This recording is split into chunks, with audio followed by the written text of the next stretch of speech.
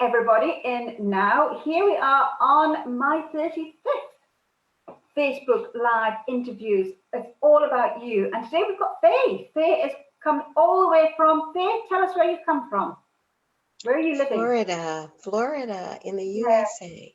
With all that gorgeous sun. Well, we do have the sun here, but I tell you what, it's freezing here in Scotland. So this is what it's about. It's 100 days of me being here in the Now group, sitting here with a different member of Now. And it's fascinating because we're all so different. We have different stories in our lives and we all live in different places.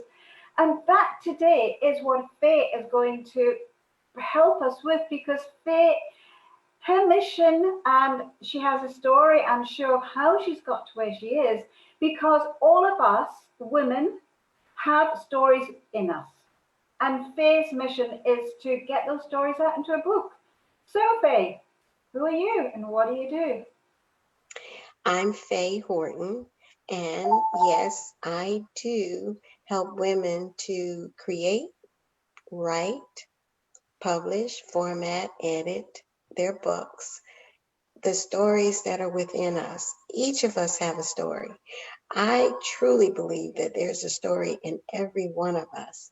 It could be a short story, it could be several novels, but everybody has a story. And that story, I help women to put it into paper, which then becomes their legacy. It's something that they can have for their families, something that they can share with the world. Depends on how they wish to distribute their story. Now, statistics tell us that when we write books, we're probably going to sell an average of about 100 books. And those 100 books go to our friends and our families, our church members, the people that are closest to us, our coworkers. After that, the books sit and they're under the bed, they're in the closet, or they're somewhere where they're just there. So that's where my sales experience comes in. I also help people who may have already written a book, but they're not getting it out. So I help them to sell the books, to develop sales strategies, to actually get the book into the hands of the readers that they want to target. And that's what I do. I enjoy doing it. I help one-on-one. So I want to say up front that I can't help everybody at one time, but for as many people as I can help, because it is a one-on-one process. Every story is different. Every person is different. The way you want to distribute it, your story is different. So the one-on-one, I can only do a certain number of women per quarter. However, that's what I do. Wonderful, wonderful. But you've got a book, well, you've got several books on Amazon. And, you know, one of them is The Joys of Living Great. The Joys of Living Great is a series, Lindsay, and actually that book started because I was in a collaboration of another book, and that particular book was designed to for a reader who suffers from anxiety or depression or discrimination or prejudices or hurt of some kind. So after doing that book,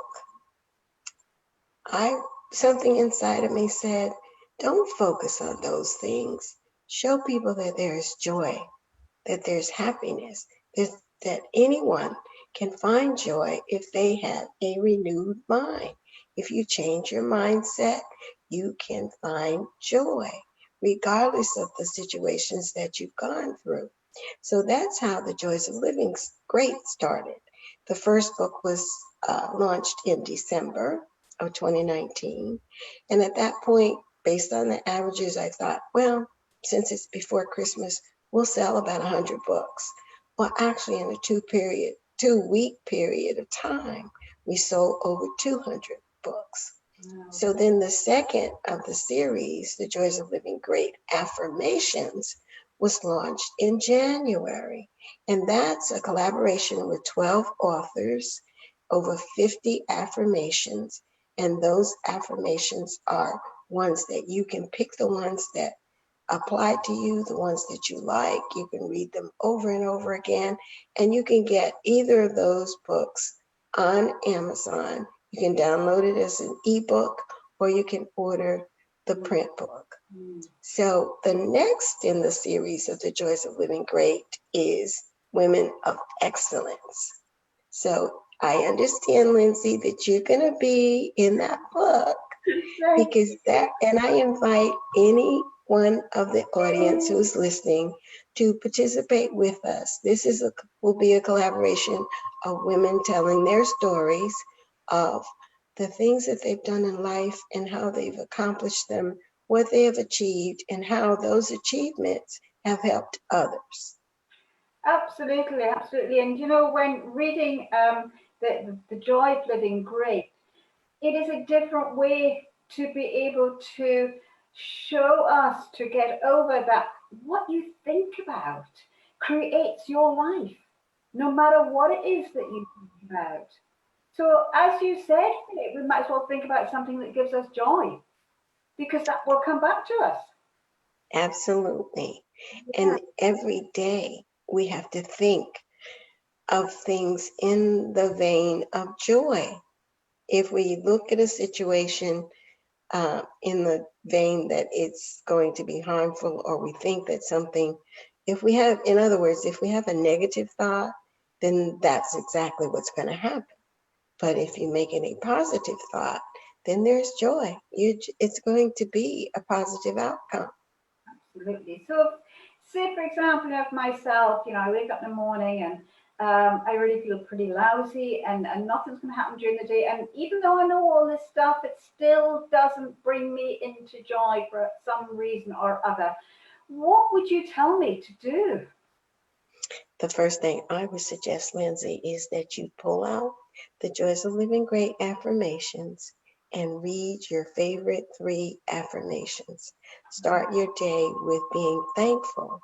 I also have a book, and it's called, it's a 30-day book, and it is one where each day, the first 3 things that you do is be grateful, be thankful for something.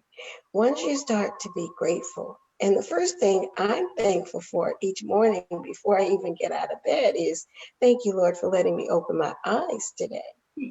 So if you do those gratifications, the first things you're going to do, then read 3 affirmations, your favorite affirmations for the day, and then set yourself up to accomplish 2 things in the day. They could be small, they could be large. My 2 things for today is I have an event that's coming up on the 19th.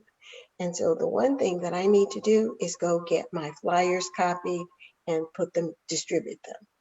So that's one thing I have to do. And secondly, it's a personal thing. I need to do my kitchen floor. So 2 things. Now, no matter what else I get done today, those 2 things I have to get done. Because at the end of today, when I look at my activities, I'm going to check those off, and I'm going to reward myself somehow. It might only be with a piece of chocolate, but I'm going to reward myself. So therefore, I start the day out with gratitude, affirmations, and set 2 things that Ooh, can you hear that as well? Can you hear that? I do, and I don't know where it's coming from. I didn't get any closer to the mic. No, stay there. It's maybe just the moving the slider down the sounds a little bit, but we'll just keep going anyway. So here I am. I want to write a story. I've got so many stories in myself in my years, like many of us have. Just very quickly, how could I pick a story? How could I pick just one? Where would I start? Well, most people ask me, how do I start? Your question is, which one to start with? So it's a little bit different, but it doesn't matter. For either of those questions, you're going to just start writing. if you have more than one story or more than one thought in your head, in your journal, and I always say, and I think this is very important for particularly for women who are busy and have a lot of things to do, you should have a small journal that fits in your purse so that it's with you at all times. I have one that I carry with me, and I will mark on the top of the page what I'm journaling about because I use it for everything. Then at the end of the week, I go back through and all those things that I've already done or I've transferred to my computer or what have you, I just draw a line through them. But I have that journal with me all the time because thoughts come to me at all the time. So if that's the case, take your journal. And if you have several thoughts, let's say you have a thought about a childhood experience, a thought about a business experience, choose a title, put it at the top of the page. The pages don't have to be consecutive, but as you're writing about that thought, put that title at the top of the page. Now, when we come together to put that all into a book, you just pull out all the pages that are titled My Business Experience. And for someone who's going to start to write, don't try to put it all in order. That's what I'm here for. Just write it all down. That's what I do, is help you to format it into a readable article or book that's going to appeal to your audience. So when we do a one-on-one in that discovery call, we determine who is it that you're trying to reach and why are you writing this story? And that helps us to define how we should go about the distribution. I like that when you said, who is the book for? That really brings, I mean, straight away there, I could see, I could feel who the book was for, which actually was me. It was for me. But that would be a really, really good starting point. I love that. Thank you so much for all that information, Faye, on a book, on a book that is a legacy, isn't it? I mean, it's what it I'm is. sorry, are the books? The book that would come out of someone is a legacy to others who are reading them. That's fantastic. Well, we are going to go on to the question, which is, what material possession are you grateful for? This may sound trivial to some, but it is critically important to me and my life. I am so happy and grateful that we are a 2-car family. So I can understand. I do not need to depend on my husband to take me or pick me up. I can get in the car, go where I need to go, make my appointments, do what I need to do. If I need to go pick something up from the store, if I need to go meet a customer, I can just do it. That is so important to me. Oh, And yeah. I'm grateful for it. Yeah, I mean, I know myself. I mean, I live on my own, but and I have my car. But if my car is in the garage somewhere, oh, yeah, it's like my right hand's been cut off. It's horrible. So I can, and you see, and having your own car as well is independence. You can be you without having to rely on anyone. Absolutely. Wonderful. So have you ever had 2 cars? No, and that's why I'm so grateful. When we were first married, we only had one. So that meant, and at that time we didn't have washer and dryer in the house. So that meant I had to wait to get the car to go to the laundromat, had to wait to get the car to go to the grocery store, had to wait to get the car to do anything. So it just, no. So ladies who have your own means of transportation, be thankful. That is so important.